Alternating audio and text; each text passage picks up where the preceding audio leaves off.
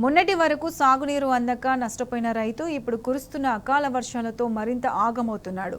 మహబూబాబాద్ జిల్లా ఉప్పరిపల్లిలో కురిసిన అకాల వర్షంతో ధాన్యం తడిసి ముద్దైంది. దీంతో అన్నదాత లబోదిబోమంటున్నాడు. కొనుగోలు సెంటర్లలోని ధాన్యం మొత్తం తడిసిపోయింది.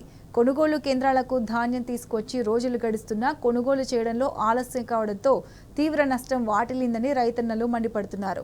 ప్రభుత్వం తక్షణమే చర్యలు తీసుకుని తడిసిన ప్రతి గింజను కొనుగోలు చేయాలని డిమాండ్ చేశారు. ఇప్పుడు 25 రోజులు అవుతుందన్న కళ్ళానికి వచ్చి. అయితే నా ఒడ్లు కొంచెం గట్టిగా పండింది. అప్పుడు ఎంత మేసర్ వస్తుందో ఇప్పుడు 25 రోజుల కాడి నుంచి కూడా గదే మేసర్ వస్తుంది 17. అయితే మేసర్ రావాలి, ఇంకా ఆరబెట్టాలంటే అట్లా కూడా ఆరబెట్టినాం. ఇప్పుడు అన్న ఆరబెట్టింది, ఆ అన్న కూడా ఎరికే 10-12 ఫుట్లు మనిషి ఆరబోయలేక బండి తెచ్చి బండితోటి నేర్పిన ఒడ్లు. అయినా 17 వస్తుంది మేసరు, అయినా బస్తాలు ఇస్తలేరు. ఇప్పుడు 25 రోజుల కాడి నుంచి ఇదే ఇబ్బంది పడుతున్నాం.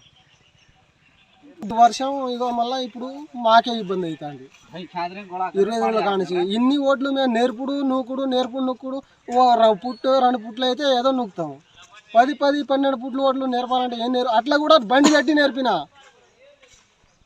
17 వస్తే ఓకే అని కలెక్టరే ఆర్డర్ ఇచ్చే మేసరు 17 వస్తే ఓకే అని. 17 వచ్చినా మాకు బస్తాలు ఇస్తలేరు, ఇంకా ఆరబెట్టాలంటారు.